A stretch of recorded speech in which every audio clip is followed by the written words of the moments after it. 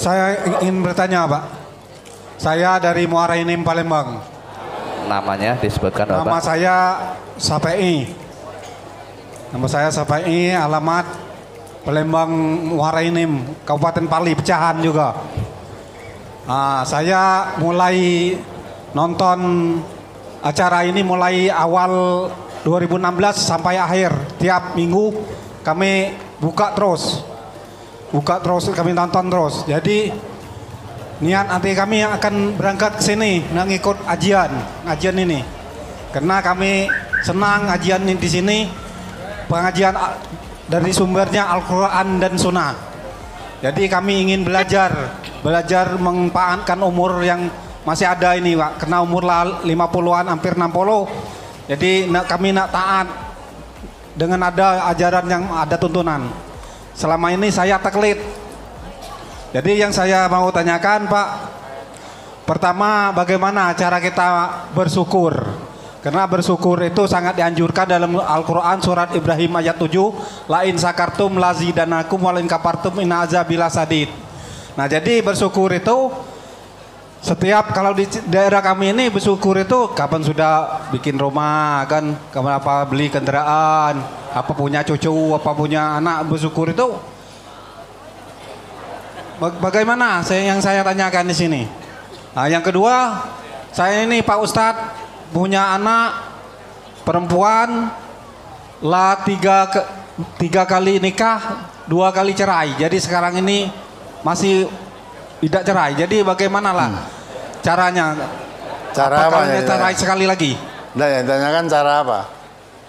Dia tuh pertama nikah kan ya, sudah nikah cerai, itu nikah lagi dengan suami itulah cerai lagi. Nah ini sudah nikah lagi. Bagaimana kalau dia cerai sekali lagi? Cukup 3 kali. Nah itu saya tanyakan. Iya, apa lagi? Yang kedua itu, yang ketiga Pak, mengenai tema kita hari ini soal utang piutang. Bagaimana kalau kita meninggal masih ada utang yang belum disaur, tapi masih banyak orang yang terhutang kepada kita, dari kita hutang pada bos kita. Karena kami punya bawahan juga kan, punya anak buah yang ngurus kebun itu, yang nyadap karet kebun. Jadi bagaimana lah hukum di akhirat kalau saya meninggal, hutang itu masih ada yang belum disaur oleh saya sendiri, belum sempat kan nyaurnya, tapi lebih banyak hutang orang kepada kita dari kita hutang kepada bos kita. Nah itulah kira-kira yang semang Ustaz tanyakan. Apa mau diulangi lagi Pak Ustaz? Enggak. Enggak. Nah, mohon Pak Ustaz, mohon kebodohan kami. Mohon maaf, terima kasih. Wassalamualaikum warahmatullahi wabarakatuh. Waalaikumsalam warahmatullahi wabarakatuh. Jadi kalau memang anak perempuan tadi sudah nikah 3 kali kok cerai terus, ya 2 kali lah, kenapa? Yang ditanyakan apanya? Yang nikah cerai memang tidak ketemu boleh cerai juga. Nikah lagi kemudian tidak gaduk lagi, ya boleh cerai memang. Kalau orang sudah tidak bisa bertemu, suami itu boleh cerai. Ya, lah kalau memang sudah 2 kali nikah kok cerai lagi, nikah lagi, cerai lagi, ya nikah lagi kalau memang butuh suami. Ya, nikah 3 kali, 4 kali boleh, asal dengan bukan suaminya tadi. Ya, lah kalau dengan suaminya sudah cerai 2 kali, masih boleh rujuk 1 kali lagi. Ya, jadi suami cerai dengan istri, kemudian boleh rujuk. Sudah rujuk, cekcok lagi, cerai lagi, boleh rujuk lagi. Nah, rujuk, cekcok lagi, cerai lagi, nah itu tidak boleh rujuk. Karena at-tolaku marrotani, tolak yang boleh rujuk itu hanya 2 kali. Kalau sudah 3 kali tolak dengan suami yang satu tadi, mau rujuk sudah tidak bisa. Kecuali kalau anak perempuan tadi nikah dengan orang lain, Nah, setelah nikah dengan orang lain ternyata dalam perjalanannya tidak cocok lagi, cerai lagi. Nah, kemudian kalau dia mau rujuk dengan mantan suaminya yang pertama tadi boleh. Jadi kalau sudah 2 kali cerai tidak boleh rujuk. Dan 3 kalinya tidak boleh rujuk kepada mantan suaminya. Kalau dia sudah nikah dengan orang lain lagi baru boleh nanti kalau mau kembali.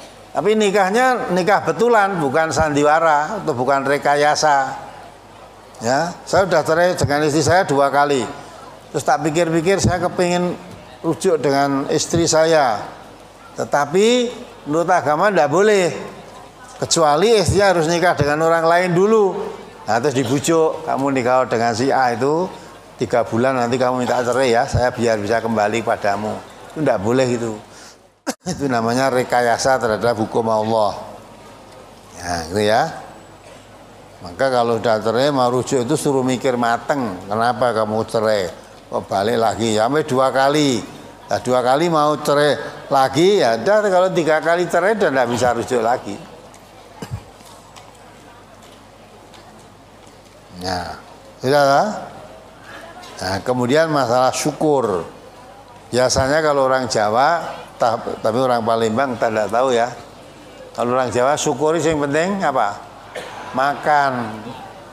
Syukur, diberi kabar anak lulus ujian, makan, syukuran, makan. Ya. Kalau begitu namanya bukan bersyukur tapi syukuran tadi. Kalau bersyukur itu menggunakan nikmat yang diberikan oleh Allah sebaik-baiknya, jangan sampai nikmat itu hilang. Ya. Dengan kata lain, orang yang selalu bersyukur itu ya, diberi nikmat oleh Allah, syukur. Nikmat yang diberikan oleh Allah itu dijaga jangan sampai hilang. Ya, di samping itu dimanfaatkan sebagaimana mestinya. Kalau lama tidak punya anak merasa bersyukur pada Allah, anak itu dididik sebaik-baiknya untuk menjadi anak yang soleh maupun anak yang solehah.